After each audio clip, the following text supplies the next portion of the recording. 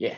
Hello, my name is Oliver Groot, and I am from the Netherlands. I'm 28 years old, and my background is that I finished my med school in the beginning of 2019, and for the last 3 years, I've been working on my PhD in bone metastases in Boston, in America, and there I worked a lot with R and statistics.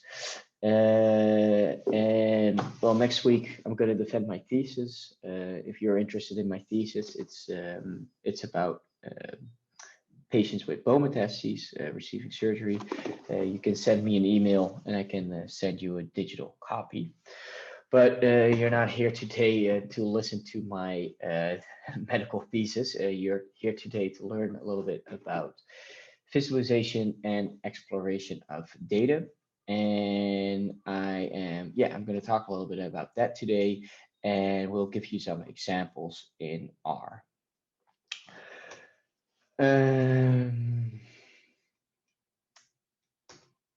So what are we going to discuss today? So first I'm going to start with like a short introduction about what is exactly visualization and exploration. And then you can actually divide up this talk in two parts, the visualization exploration. So in chapter 2, I will talk about okay, why is visualization important. In chapter 3, I will show some examples of visualization, and there are a lot of different kinds of visualization, but I'll just cover some popular visualization tools. And then in chapter 4, I will give you some tips on okay, like of all these different visualization tools, which one should I use for what kind of circumstances. So that is like the first part, and then the second part it's about exploration. And I'm going to tell you something about okay, why do we need that? Why is it important? And then I'll end with some hands-on examples of the exploration. So in total, 6 chapters. So what exactly is visualization and what exactly is exploration? Chapter 1. Visualization is means actually, so we have a lot of this data and we want to represent it in a certain way. And as you already can see in this figure, you can do that in a lot of different ways.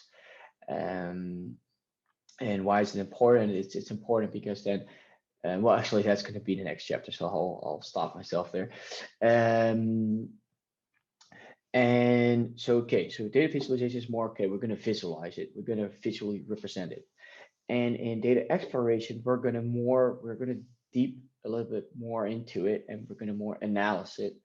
And we're going to see, okay, can we find any like correlations or any significant relationships between certain variables, between certain data. So that's kind of like in broad terms these two different parts, and actually both of these parts are very important before you start working with your data, because often you will find maybe mistakes or missing outcome, like missing variables with these tools. But more on this later. So the goal of this session, of this complete session, is that I'm going to teach you a little bit. Okay, why is it important, and how can we create some of these visualization tools? And then I'm going to also give you some guidance and okay, like what kind of visuals should you use, and then also we're going to do some data exploration. Here, so this is like an online book. It's very helpful. I also read this from A to Z before I started with my PhD, and it's just free. It's free online, and if you want to, almost everything what I'm going to talk about it today is also in this book. For visualization, it's chapter 3, and for exploration, it's chapter 5 and 7. But there's also another book from Peng, which is also very useful. So on to chapter 2, visualization. Why do we need it? I already talked a little bit about it. But so why is visualization that important? Um, well, John Tukey is a statistician that actually wrote a whole book about the importance of visualization. And one of his most famous quotes was actually, "The greatest value of a picture is when it forces us to notice that what we never expected to see." So in other words, you have a lot of numbers, you have a lot of values, and by visualizing it, it's like another way, an effective way of representing what the data actually includes. Often when you open your statistical software, you just see a lot of numbers, and you can maybe run some analysis on it. You can run some, like, you can summarize it or have some medians or means. But visualizing it often says more than those numbers. So, and broadly speaking, we can use it we need it for three different things. It's for communication, for entertainment, and also for the exploration. And that's going to be like the second part. Um, so another more to a little bit more background why we humans like it. This is something that I can remember from my classes in med school, is that in the end our brain is better in processing images than words, than numbers. Um, so in that sense, it's nicer to have the data represented by visuals. And actually, I'm kind of like, maybe it's a little like a side story, but actually, I know that a lot of like CEOs and political leaders actually, when they get briefed about something, they don't want to hear that much words or text. They just want to have as much images as possible. So I'll admit, most of the slides that I have for you today are images, and I'm trying to keep my words to a minimum. And let me change this here. So, but there's also a downside to visuals, is that it can be manipulated. So for example, here in America, there's just like a circle graph for presidential run. And as you can see here, this should add up to 100%, and that's not the case. So they for sure completely messed up these kind of statistics. But if you look at it, you think, oh, it's all kind of similar, those three groups. But of course, that's not the case. And also here, you can see it's the exact same data, but by using a different scale on the y-axis, you can represent something completely different. So if you want to, for example, if you want to show to your audience that yes, there is an increase in interest rate, then of course you show the left graph. But if you want to have an audience, or you want to have a message that it did not change that much, well, of course, then you take the right graph. And this can, of course, be very, it can be very problematic. That depending on what kind of audience and what you want to transfer to your people, you can, of course, take the graphs that you want to. And this is also like a good example. Like, there's just too much going on here. And this is like not a great way to represent your data. So also the visuals, you can mess it up. And so again, so making pictures helps you analyze your data and like kind of visualize it.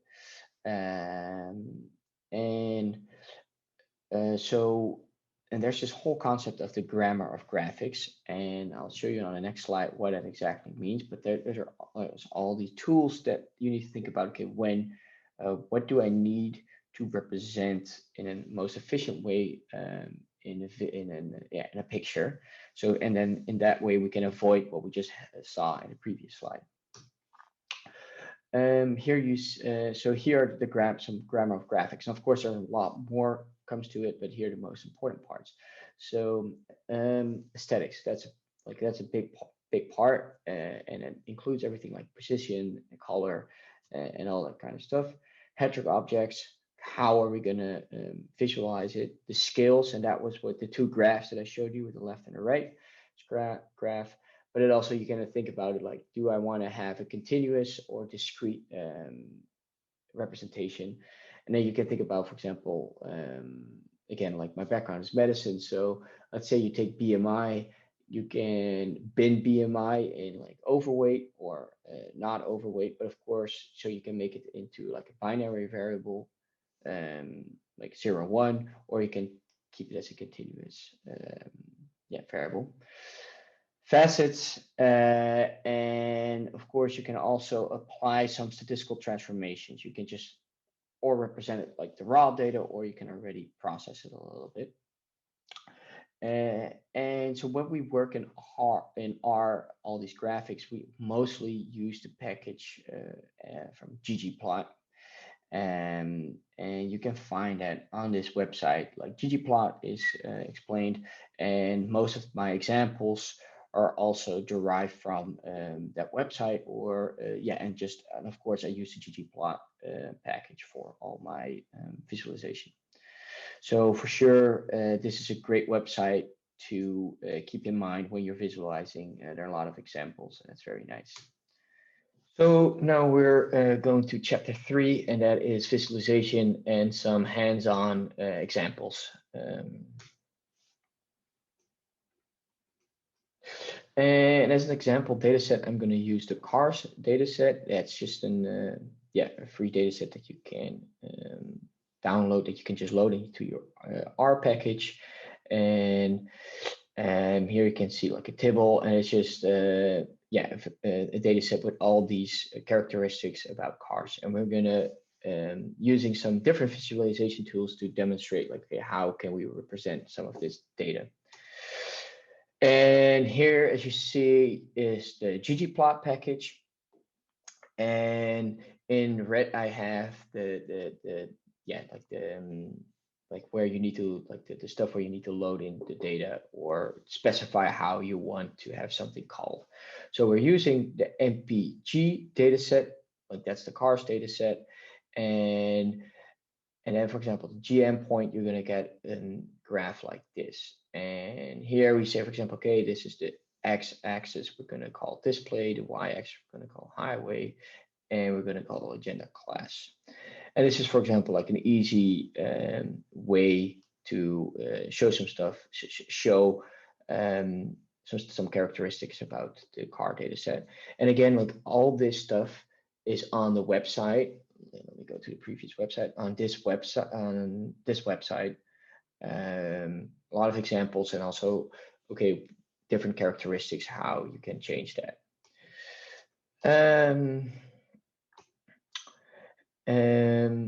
So here is like kind of what we did. So the X position is mapped to the engine side, the Y position is mapped to the fuel efficiency, and then the color, what you see here in the agenda, is mapped to the car type.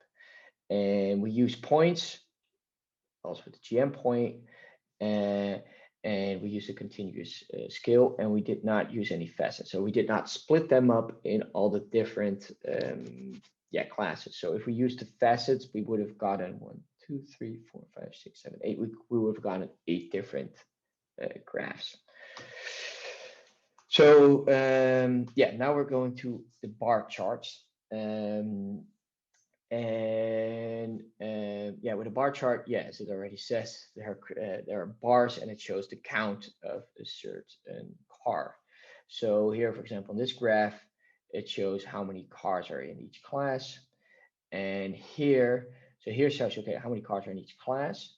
But here, instead of the cars that are in each class, we just say, okay, how much is the engine displacement? And as you can see, for example, the SUV has way more. And then we have scatter plots, one of my favorites. Here, and again, here I always include like, okay, what's the basic layout of the function? But again, it's also on the website. And here again, with the we use again the ggplot, we use the CARS data set, and the aesthetics you just show again, okay, the x-axis, we want to call it WT, the y, we're going to call it MPG, and we're going to use the point. But let's say, okay, this is the regular, this is like the basic layout. So if you do not specify the size, the color, and the shape, you will get this. But let's say you want to give it another size or shape or color, you can specify it, and that's what we're doing here. So for example, here size 2. So as you can see, they got a little bit bigger, and shape 23, you get this kind of shape. Why 23, and then we get this. Again, go to the website and you can see what kind of different numbers correspond with kind of different shapes. And often what I do is I just play around a little bit, like you just, for example, change it to a 4 and run that and see how it looks like. And so you can just play around a little bit with it. So these are the scatter plots. Then we go to the histogram, and the histogram is all often nice to if you have a continuous variable and you want to see if it's normally distributed. So then you have a nice graph like this, or if there are any outliers, or if there are any, for example, cars that have a different weight or something else. Or again, if I take a medical example, if you look at a patient data set, if you want to see, okay, are they all the same age, or are they, for example, very old patients or very young patients. And again, so this is the basic layout of the function, and we use the geom underscore histogram. And again, you can play around a lot with it. So here, for example, we have the bin width. If you change it, if you increase it, you get a larger bin width, so the x-axis becomes bigger. You can also change the colors if you want to from black to white, so then you get this. And you can also add all this, fun, cool stuff, and you can just kind of play around with it. And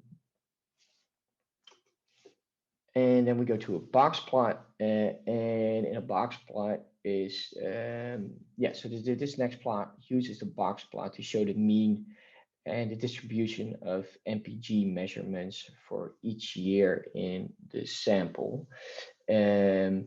And again, like you have here the labels, you can give it also the title, and here you specify what kind of variables you need to take. It also something else you see here now. You see like that there's an enter after F3 plus. I mean, that kind of makes it a little bit more clear for yourself. Like, okay, there's like more of a structure. If you put this everything behind it, sometimes you get lost. So this is like something good every time you program, that you do an enter and you have it on each line. So let's say later on you want to change something, it's easy to find. And it's also, if you make a mistake, it's easier to find your mistake in this way. Let me see. And then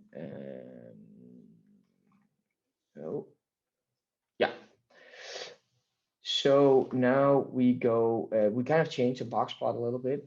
So let's plot the breakdown of cars in the sample by cylinder count, for example.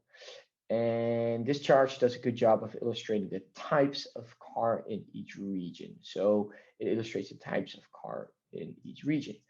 And as you can see, for example, the United States produces all of the 8-cylinder cars in the sample and most of the 6-cylinder cars.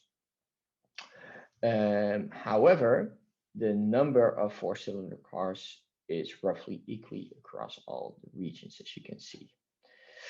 And also, again, like kind of cool with the box plot is, for example, here you see an outlier.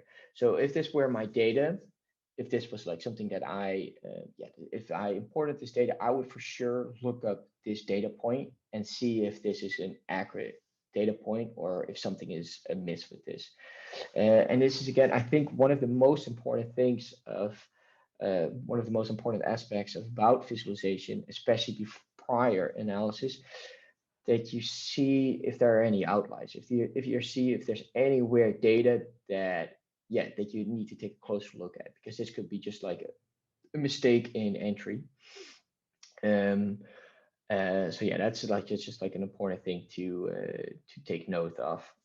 And as I already told you about, so these are the facets. So before this, we all had all the different cars in one figure, but you can also split them up. So now you have, for each car has his own little figure. And again, for example, here you can specify, okay, you need to specify, okay, what kind of variable do you take and how do you want it? And for example, n row means that you want to have it in 2 rows. If you want to have it in 3 rows, well, you put a 3, of course, but if you want to have everything in 1 row, you put a 1 here. So you can, again, play around with it a little bit.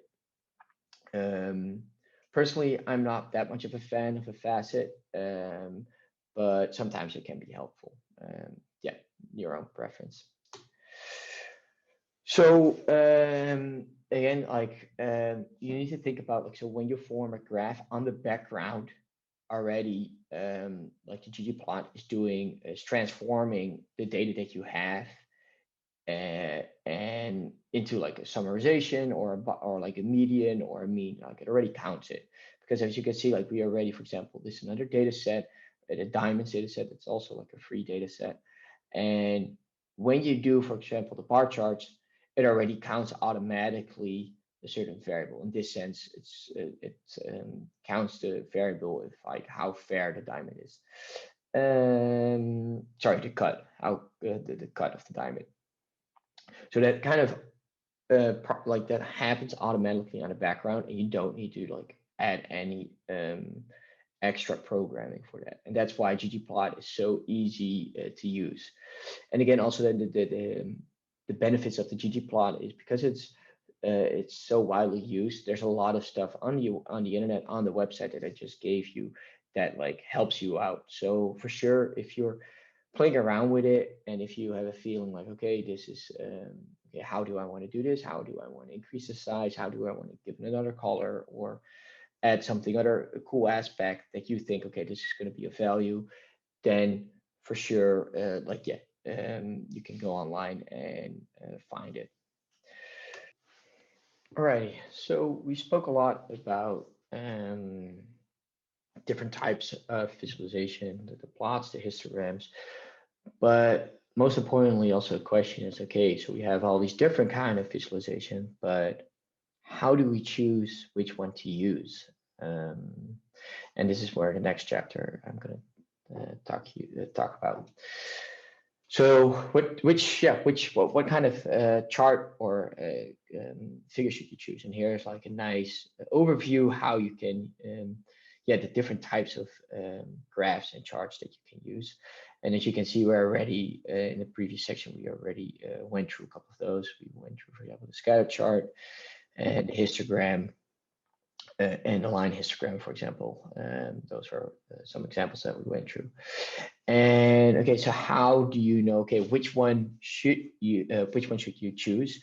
Is there are some, it's like some kind of a flow chart that you can use. And now how I always interpret this graph is more not starting here, but starting here. So what would you like to choose? If you, for example, have a comparison that you want to make, then you start, of course, like this. And then, for example, okay, I want to make a comparison among items. So among different categories, then you, of course, go here to the left. And then here you have different types of items. And this can help you a lot, like, okay, to choose which one you should use. And I normally always play around a little bit. Like I play around with, okay, what kind of like I take a bar chart, I take an histogram, I take a scatter chart, and just play around a little bit and see what is most useful. And helping you choose which one of these graphs or figures you have the principles of Tuft. And this was also a statistician, Tuft, and he came up with some principles that you always need to keep in mind when you're choosing a graph. And those principles are also like, so you need to ask how the data maps to perception. So how are people going to perceive your data? Which comparisons are going to be made? And that's again like the graph, like that's in the beginning, you need to think, okay, am I going to talk about a relationship or a comparison? Then we're going to talk about the maximized data through ink, and I'll come back to that later. And it's also, most people always try to present as much data as possible in a graph or a table, but you always need to be careful that it's not going to be too much. And the same accounts for the level of detail. And you always need to think about the narrative around it. So what are you going to what are you going to talk? What do you want to tell with that figure and table? And for example, this is like a nice a nice way to, for example, show that okay, you're most interested in the master cam in this section, 13%, and you could also have this figure just like normally, and then this wouldn't pop up that much, but now it just pops up. And maybe this is your company and these are the other companies, and you're just interested in your own company. So this is kind of a cool way, for example, to like visualize some of your data. And this is also a nice graph showing the mortality in, I don't know which army this is, 1850, maybe in America. And this is also, again, a nice way of like showing, okay, how much are there in each month? And it's, again, like a cool way to show it. I mean, you could also have done this just like by simple histogram, but this is like a nicer way to show it. And this is, again, for example, a cool figure where you, again, like emphasize a certain aspect. And yeah, as I said, like, so the data to ink ratio here, you can nicely see what is meant with that. Here you can see that there is less ink and the same amount of data, so there's a higher ratio. And here, for example, like the blue doesn't add anything to this histogram, right? It doesn't add anything, so why should you add it? It only adds noise here, so it's better just to like leave it out, just like you have it here. And again, so for example, this is like a map with where you have plotted two variables, two continuous variables, and this is like a heat map, but now we added colors, and as you can see, this is the same graph, but now you added heat to it, and as you can see, this is way more informative. This helps you a lot. Of course, this also does it with like the blackness, and you see that it's like way more dense. But here with like different colors, you can just see the difference better. So again, like you can play around with it. So before you're gonna like you have made all these different tables, all these different figures, and before you're gonna choose like your final visualization, you always need to answer these questions. So are we plotting the right thing? That's the first slide that I showed you with all the different questions that you need to ask yourself, like comparison or relationship. Then you think about, okay, what kind of aesthetics do I want to use? Like colors, what geometric objects, what kind of scale do you want to go, for example, from 0 to 100%, or do you want to go to 0 to 200%? The facets, like how many different kind of figures do you want it? Do you want to transform some of the data? And transformation, sometimes that can be useful if you have, for example, thousands. Maybe you want to scale that down to like divided by 1,000, that it is more, that you see more the differences. So that's something that you need to think about. Or like another example, do you want to show height measured in centimeters or in meters? Like those are kind of things you need to think about. Then you need to think about the data to ink ratio. As I just showed you, always try to go for a low data to ink ratio. Then the perception considered optimally. So does your audience perceive that? Does your audience get the information in the way you want them to like receive it? And always, then that's kind of an obvious thing. Is like, can you always kind of think about, can you think of questions you can't answer from the plot that you're just showing? So maybe then you need to rethink, like, okay, how am I gonna, maybe rethink how you're gonna construct your plot. So the conclusion of visualization of this whole, the last couple of chapters is data visualization is a huge field. It's like this where it all starts actually, and it's all nice to show relationships, but in the end, the visualization is often how you present your data, your results to your colleagues, to your boss. That's where it all starts with visualization. And as I said, like people are visually oriented, so this is this is an important part of it. And always think about, like, when you do this, just mess around a little bit, play around with it, and it always helps to the principles that I just discussed. Always think about these principles. That's always very helpful. And yeah, this is like a very helpful sheet. It's called the cheat sheet. It's ggplot made it. So ggplot, that's the function in R that you can use to construct almost all tables and figures, all plots. And this is a nice cheat sheet to know, okay, what kind of what kind of histogram, what kind of figure do you want to construct? And this will help you. This will cover all the basics. Um, I, for example, have had this printed out, and I had this printed out, and I put it like I taped it above my desk, and it was these kind of things, like it's very helpful. Also, thinking about what you want to plot, this can be your source of inspiration, and a nice guide of like how to tackle some of these problems. Now we're heading to the fifth chapter, and that is exploration. So we already covered visualization, and now we're going to the second part, and that is exploration. And that includes two chapters. I'm first going to talk a little bit about why is exploration, data exploration, important, and I'm going to cover the difference between exploration and confirmation analysis, and I'll also talk a little bit about the Panks checklist that you can use for exploration. And then I'm gonna demonstrate some hands-on examples for exploration, some codes that you can use for exploring your data. So so we first, in the first part, we spoke about data visualization, and now we're going to cover to the second part on data exploration. And data exploration is the definition of it, that it means the deep dive analysis of data in search of new insights. So yeah, you're going to more analyze the data, and you're going to see if you can find certain relationships or certain findings, and that's data exploration. And so the goal of this session in the second session is then know how to use them and some hands-on examples for exploration data analysis. And as I already said to you, okay, what's the difference exactly between exploration and confirmation data analysis?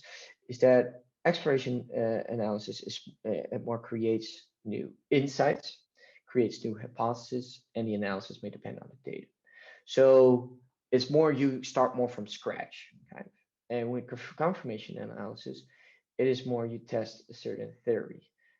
So you already have a predefined hypothesis or like a study questions, and you're just going to try to prove that that is right or wrong.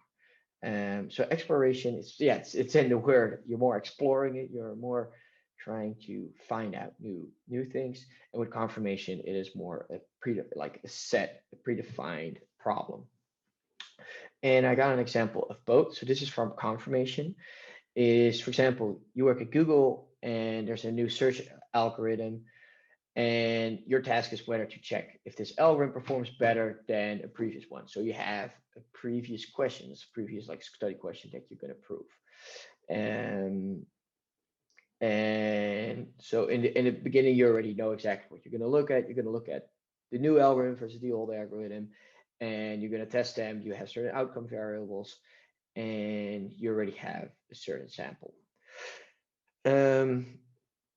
So this is more often the second phase. Often you start with first exploration, and this is the exploration. Is you have, for example, a certain database, and you're gonna you're gonna like just dive into the data, and just gonna find, okay, what is useful, but what can we use with this data? And for example, we have a customer relation database, and we were given the task to find data-driven ways how, as a company, we can improve the customer. So, for example, you can take that as like Netflix, for example. You get like from Netflix, you get like a huge database, and you're trying to find, okay, with all the data, how can we use that data to make sure that people keep watching Netflix shows. So, for example, if we then look at the first question, create new insights, at which touch point do customers drop out? For example, with the next Netflix viewer, we can think, at what point does the Netflix viewer quit? Does maybe the Netflix viewer quit the moment the show is finished, and you get all the credentials. Maybe we can see that, like it creates a new insight. Okay, show the credentials, then people are going to drop out. Maybe in the future we don't want to show the credentials, and actually Netflix already does that. When the movie's finished, you always get this bar that within 5 seconds the next show starts, right? Um, and then of course you're going to also maybe look at different kind of customers. Some customers do that, some not. So if the customers that do that, maybe you want to target specifically them. And yeah, and again, like the analysis with the previous example, that can be defined in advance, but this analysis cannot. This is the moment you explore, like the moment, yeah, you're exploring the data, you'll find new insights and you'll think about, okay, this is something that I'm going to explore, yes or no. So both of these are necessary, and often you'll use them both because the questions that you get from exploration, often you're going to confirm that in the second phase. And yeah, as I said it before, often you start with exploration and then often comes confirmation next. But in this lecture, in this upcoming chapter, we're going to talk about mostly like exploration examples. Just kind of figuring out what do we have, what kind of data do we have.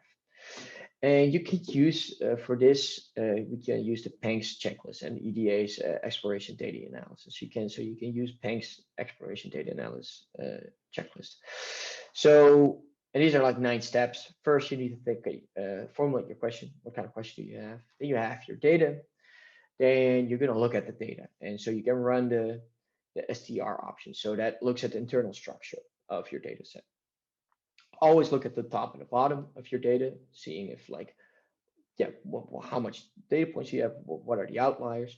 Check your ends, how much do you have from each variable. Always validate it.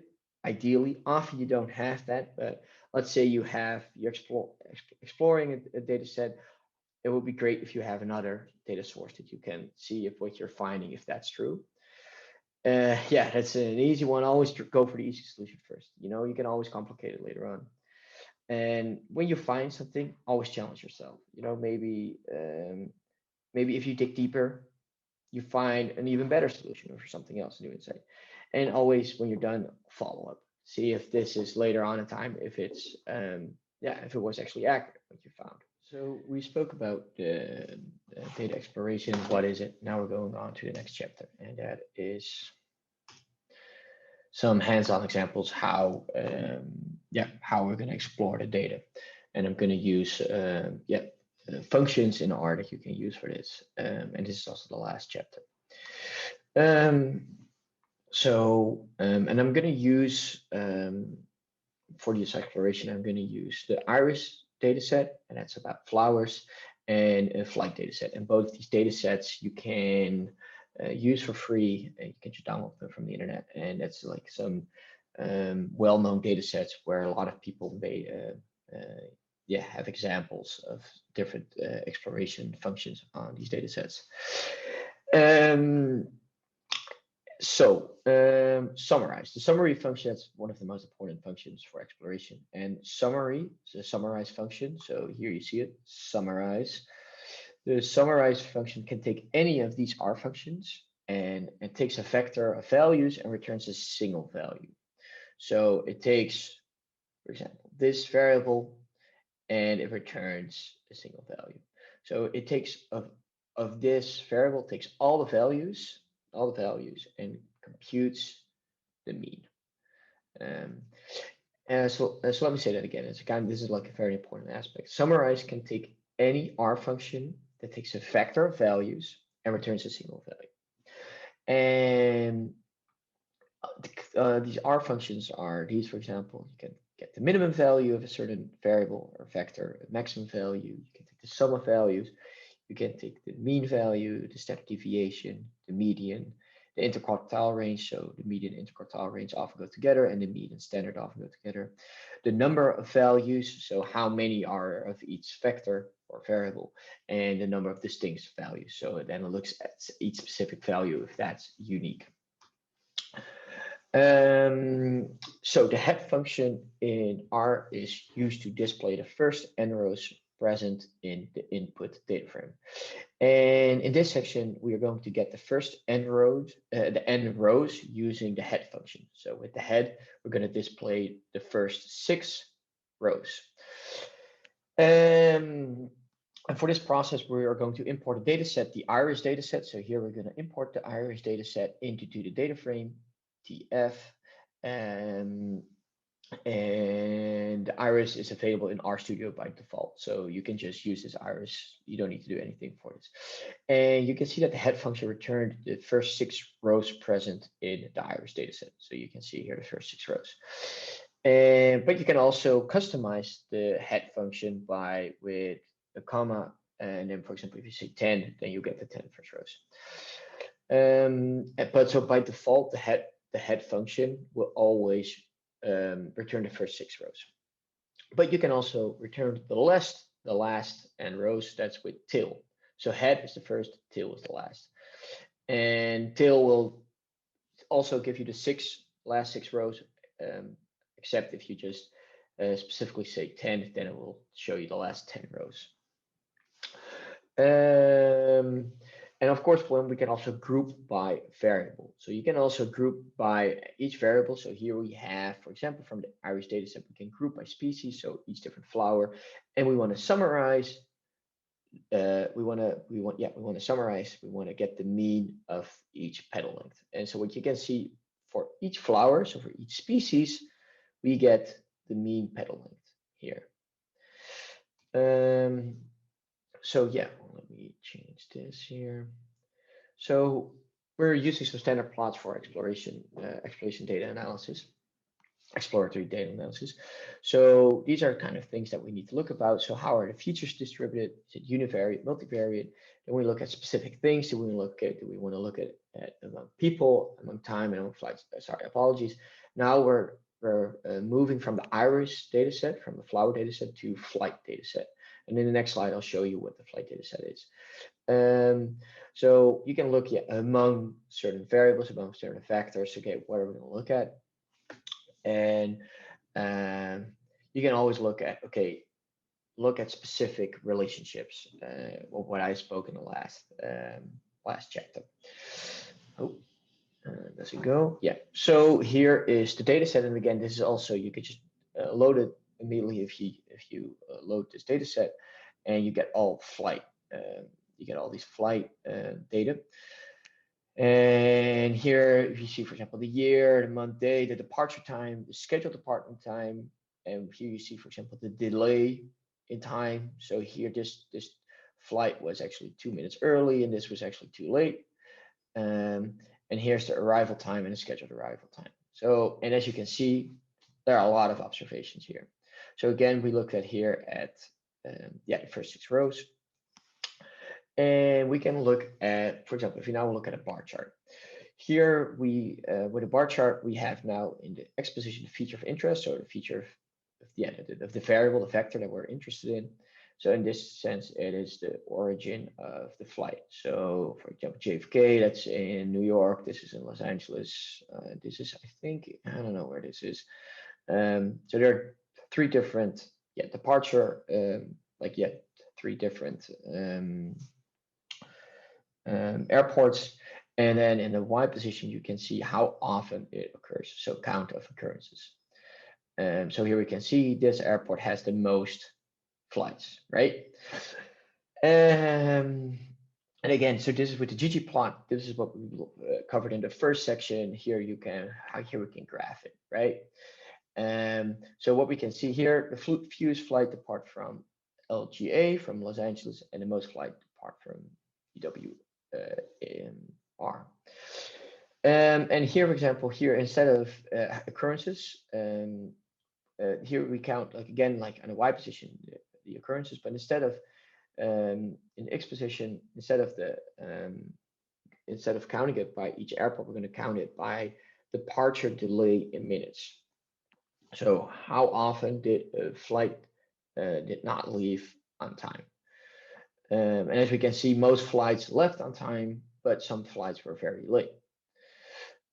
So here, instead of on the X graph, instead of like a category variable, right? Airports 1, 2, 3, 4. we're going to look at a continuous variable, departure delay in minutes. But here, as you can see, it's actually kind of what happens here. You see that there's like this tail, you see here's some information. And this is what I'm talking about with exploration. You want to see, okay, like what is happening there, right? You're exploring the data. So why is this strange distribution? Like what's going on here at the tail end? That's what we call the tail end. So here now we zoomed in on the histogram, and that's kind of how you do it here. Like, so now we said, okay, the y-axis is going from 0 to 50. So now we can zoom in, and actually we're okay, interesting. Like, okay, what happened here? So what we can see is here most flights are approximately on time, but there are even some flights, as you can see, that leave early, right? They depart early, but there are a few flights that leave with a delay of like, yeah, what is it? Is a minute, so 10,000 minutes.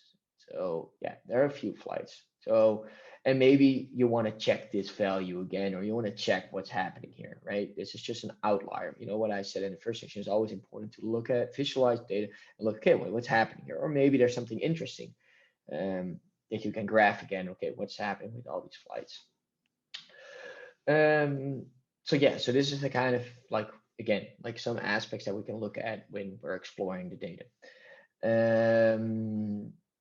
And for example, if we now go to, for example, like a scatter plot. The scatter plot, like again, we're going to graph two different things on like an x and y axis. And the x-axis, often our point of interest is is the predictor, and the y is our outcome. And in geom, like geometric object, and what I just showed were the geometric object for bins, but here we're going to look at points and dots. And for example, now we're going to look at a continuous feature. We're going to look at the departure delay in minutes. So again, the x, what we had in the previous thing in the x-axis, and we're going to say the arrival delay in minutes. And of course, if you think about it, there's going to be a correlation between it, right? Because if a flight leaves late, it's going to arrive late. But let's test that. And here, so with the scatter plot, we're going to with the ggplot, we're gonna look at it. So with the data, our data is the flights. That's our data frame. Then we want to have geom points. That's the scatter plot. The aesthetics, and then we're gonna, okay, so the x-axis, that is the depth delay. That's this vector, and then the y-axis is arrival delay. And as you can see, there's a nice correlation. So departure and arrival delay correlate strongly, and arrival delay is generally higher than departure delay, as you can see, right? For example, if you take this, for example, this point, arrival delay is a little bit, yeah, it's later and while it left on time. And only a few delays are above a 500. Most of them are below 500. And here actually maybe comes my most, the most feature that I use the most. I think that the most cool exploration tool is the box plot. And the box plot is what it does. It creates, you look at the median, so the central value, and it looks at the first quartile and the third quartile. And it also looks at the minimum value, the maximum value, and the outliers. And what I like about this is this graph, it shows you so much information in just one, just one tool. And for example, like what we just saw, the delay, you could have, like the delay of over 10,000 minutes, that would have been like an outlier. You would have seen that here. Let me move that here. So yeah, again, you can do this with continuous categorical variables. And again, so this is the median, the central value. So it's not the same as in the mean value. It's the median value. Then it looks at the 25th percentile and the 75th percentile, and a minimum and a maximum value. Let me see. Let me go to the next one. So let's say we're going to do the box plot for each flight. So this was the first one, the first bar chart that we had. So we're going to look at each airport. And so you get the box plot for each airport. And here you can see this is the median, this is the interquartile range. So this is the first and the third interquartile range. And these are like the outliers. And as you can see, there are outliers for each airport. And it will be, for example, interesting to look at those outliers. How do we do this in R? Again, ggplot, that's the function we always use, or like the package. Data, we're going to load the data with the flights data set. This is the function for the box plot. And for the x-axis, like, so the x-axis, we want to have the origin. So we want to group it by the origin, group it by the airport. And in the y, what is our outcome of interest? So this is our predictor, this is our outcome of interest. What are we interested in? We're interested in the arrival time, right? Or sorry, the air time. So what do we see here? Flights from Los Angeles do not have the 600-minute bump, right? All these other have the 600-minute bumps. Flights from JFK from New York take the longest on average, right? Sorry, on median. The median is the highest. And flights from JFK have also the largest interquartile range, the upper interquartile. So, okay, we now look at origin, right? Origin of the flight, but let's look at destination rather than origin. So here's the box plot by destination. Again, very cool. All the destinations are here, all the box plots. You see here the outliers, the median, interquartile range. So again, it's the same function that we just had, but then you, instead of grouping it by origin, you group it by destination. And what do we see here? Whoa, we have one outlier here, right? And that's kind of interesting. Like, and that's why we're exploring it. So we're like, okay, we're dabbling around in the data and we're looking, okay, well, like, what do we see here? And if we look at this, if we follow this line, it comes from Honolulu, so Hawaii. And that kind of makes sense. Hawaii is pretty far from America. Yeah, the arrival time, the air time, we're looking at air time is pretty long there because it's just, yeah, it's a far off destination. So yeah, then another cool thing that you can do is facet. So faceting a plot means that you're creating a subplot per category. So you're kind of making these like subcategories. And it's kind of cool if you want to like show different aspects of a certain vector. But the danger of this is that it's going to be very crowdy and noisy, and you're going to see that in here. So here now we made different facets, right? So for a different like sub analysis. So for each airport, we looked at the carrier. Okay, what is the carrier, like which airline? So we now like subdivided it into like these 3 different bins, and a lot of information, but it can also be too much. So now like you need to think about, okay, do you want to have it split up like this, or do you want to have all the like, do you want to have all these carriers separated, or do you maybe even want to have this in 3 different graphs? And as you can see, some carriers do not fly from some airports. For example, here we see that FL doesn't fly from here, but it flies from LGA. So that's why it's missing. So that can also be like useful or interesting to look at. And if you can also look at it, so what we can also see here is that the delays are actually quite similar across the airlines, right? They're all kind of a little bit in the same area. And also the delays are kind of similar across the airports, right? They're all around between 1.8 and 2.0. So that's also, again, okay, they're kind of on par. They're like kind of agreeing with each other. So exploration is, kind of actually comes a little bit after the visualization aspect, and it's key to understanding to the things you did not know already. Like when we had this, for example, this flight data set, you had kind of no clue what was going on, right? But with exploring it, you get a sense of like what's going on. And you always need to be careful if you look at all these things that, you need to really understand, or really need to be careful, is that you're seeing valuable or useful things, and that you're not exploring or finding patterns that are not that useful. And when you're exploring this data, always keep in mind the checklist that I just had, Peng's checklist, understanding what you're seeing, just what I just said, like that you're always thinking, okay, is this useful, yes or not?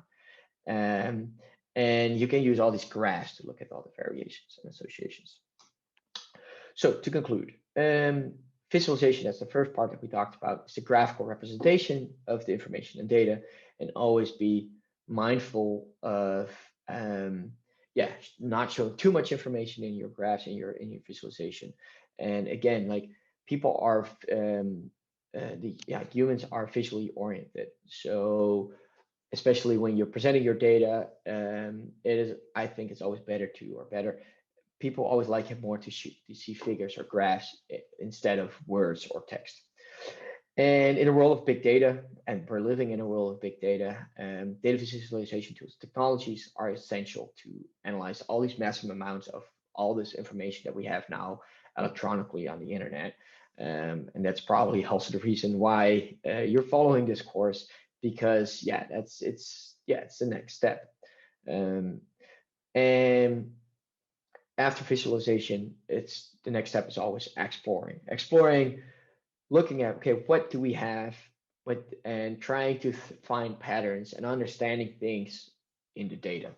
And looking at that, after that, you can of course think about a question that comes with it. Again, like this is a very like broad topic, and I can go on hours and hours on this. What most important is that when you have a data set, mess around with it. Just there's no wrong answer. You can always just mess around with it, create some means, create some medians, visualize the data that you have, and just play around with it. And especially in the beginning, I gave you some useful tools that I use almost daily when I want to visualize something or explore something and I don't know exactly how to do it. All these tools, all these websites, or these cheat sheets, they're very helpful in guiding you how to do it. Well, thank you very much for listening to this talk. Please, if you have any questions or concerns, or reach out to me. In the beginning, the first slide, my email, I send up my email address. Thank you very much and have a great day. Cheers from the Netherlands. Bye bye.